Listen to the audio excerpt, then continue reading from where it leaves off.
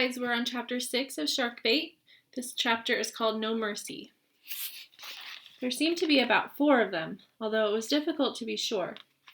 Seldom was more than one fin visible at a time. The darting gray triangles broke the surface for just a second or two, then disappeared. They were circling us, never coming closer than about 20 or 25 yards, but that was still too close for comfort. I couldn't see what kind of sharks they were. They looked smaller than the tiger shark that had attacked me earlier, no more than 7 or 8 feet long. Reef sharks, I hoped, because they're not supposed to be dangerous. But whatever kind they were, the circling sharks were obviously interested in us. They must have smelled Michi's blood. The strip of tape was still in place, but its edges looked bubbled and loose. I got Michi to scrunch his knees up against his chest and put both hands over the tape to keep it in place. It would have been easier without the weight of his sodden leather shoes, but now I kind of envied him for having something on his feet. I pulled my own legs up too. That's supposed to be the best defense against shark attack. My brother Nathan is a tour guide with an adventure company in the Northern Territory, and he told me about it once. Don't dangle your feet, and if there's more than one of you, bunch together so you won't be mistaken for a fish or a seal. But holding your legs up, even underwater, even when you've got a pair of inflated water wings to hold on to, is pretty tiring if you have to do it for a long time. My muscles started quivering. The sharks had been circling for about an hour, and it was growing dark. Where was the rescue boat? At one point, we heard the faraway burble of an engine. Both of us started yelling as loud as we could, me in English, Michi in Japanese, but as soon as we stopped, our voices thin and scratchy from shouting, the only sound left was the splash and lick of the sea, and the occasional swirl of a shark's fin breaking the surface. The sun had gone down. As daylight faded, the sharks grew bolder. A dark triangle zipped past, no more than 30 feet away. Another went sliding by in the opposite direction. Then a third fin broke the surface, a few yards beyond the other 2. Just its tip was visible. It carved a wide semicircle through the black water, turning slowly in our direction. Then suddenly it accelerated.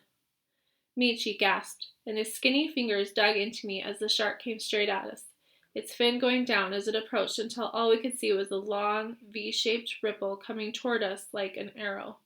We pulled our feet up and tensed ourselves. I wished I could jump out of the sea like a minnow. I felt a flurry in the water just beneath the soles of my feet, but no headbutt, no crunch of teeth, no white explosion of pain. One after another, all the sharks began these mock attacks. They would come darting toward us, flat out, then veer away at the very last moment. They seemed to be building up courage, egging each other on. If one got bold enough to actually snap at us, that would be it. There'd be a feeding frenzy. Michi and I held on to each other, teeth chattering, though not from cold, legs scrunched up beneath us, totally helpless. We were completely at the shark's mercy, and mercy to a shark is an unknown concept. Night falls fast in the tropics. Within 2 or 3 minutes, we could see nothing but a wide scatter of stars in the sky, and their dancing reflections on the water around us. With the onset of night, a stillness had settled over the sea. It had become calm and completely silent. Where were the sharks? I could no longer hear the swirl and hiss of their fins. All I could hear was Michi's shallow breathing and the racing thump of my pulse in my ears. Splosh!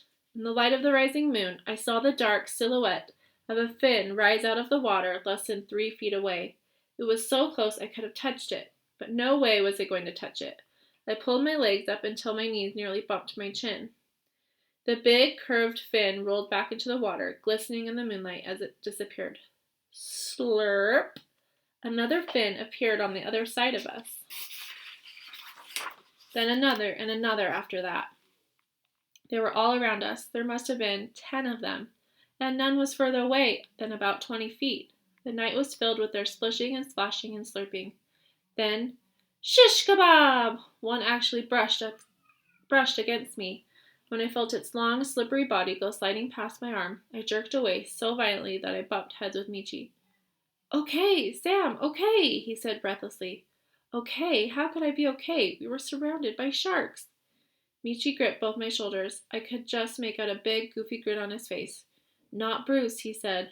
Was he blind? Was he deaf? I held my breath as a tall black fin slid past my ear. There's a whole pack of Bruces, I gasped. Michi shook his head. He was still smiling. I couldn't believe it. How could he be smiling at a time like this? Releasing my shoulder, Michi pointed at a long black shape that curled out of the water 10 feet to our right. Sukoni iruka ga iru. I don't understand Japanese, I whispered. Then one of the sharks made a loud whuffing sound, as if it was breathing. Hang on, sharks don't breathe, I told myself. And suddenly I realized what Michi was trying to tell me. These weren't sharks.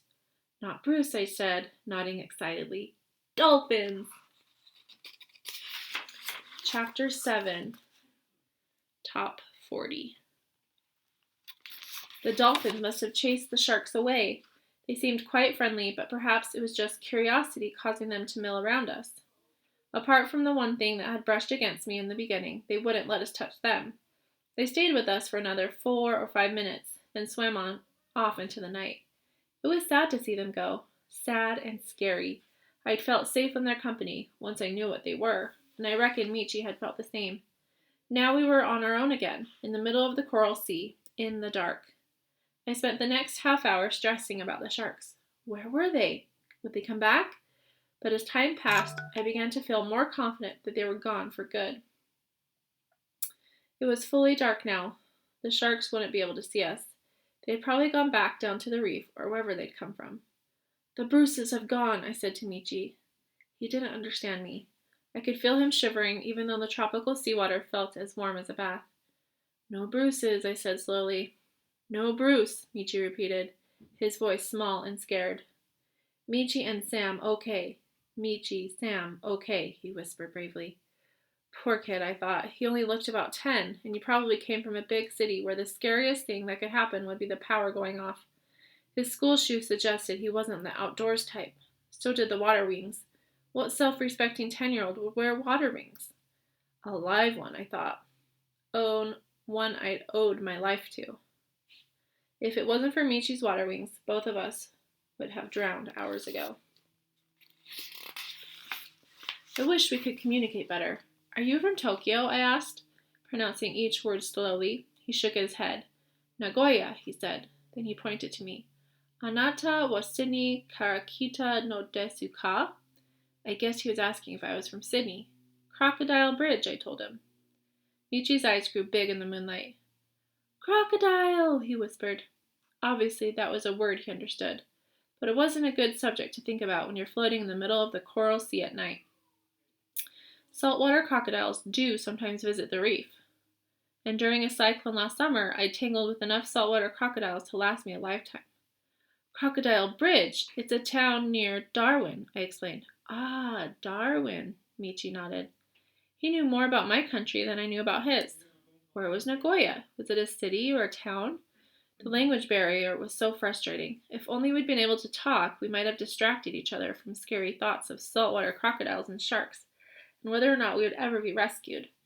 Talking would have helped pass the time, too. According to my watch, which was waterproof and had a light-up dial, it was only 9:30 p.m.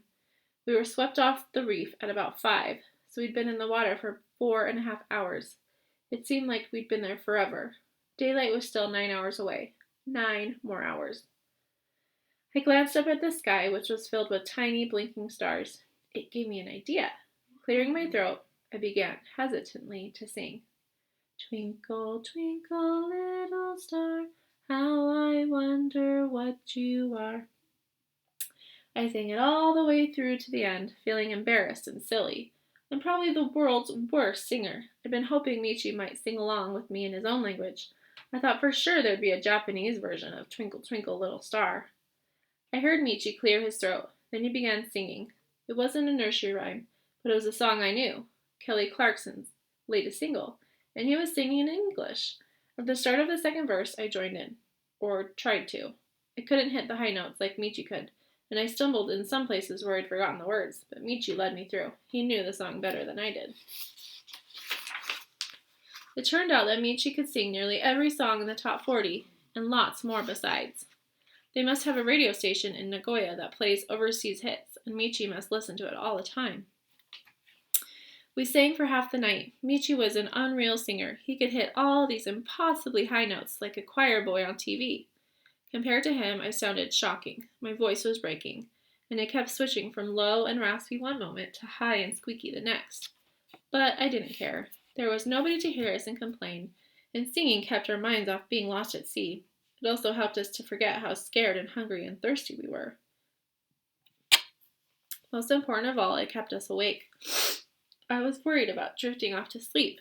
Our survival depended on staying awake and alert throughout the night. But we couldn't go on singing forever. By 2 in the morning, after going through all the songs we knew about 50 times, it became increasingly hard to concentrate. I found myself repeating the same lines over and over. Sometimes I switched from one song to another without realizing it. Michi lapsed into Japanese. His voice grew quieter and quieter. Finally, he fell silent, and his head tipped slowly sideways until it rested on one of the pale, squashy water wings. He was asleep. I didn't wake him. The water wings would keep him afloat. Unlike Michi, I had to stay awake. It was important to stay awake, I told myself. Very important. But I was so tired that I could no longer remember why. Don't go to sleep, I kept telling myself, fighting to keep droopy eyelids open. Don't go to sleep. Don't go to. I must have dozed off finally, otherwise I would have heard the boat before it got so close. Suddenly, it was right there. Its white bow wave came churning out of the darkness like an avalanche. Holy guacamole! It was going to plow straight into us. That is the end of chapter 7. Stay tuned for chapter 8. It is called Indestructible.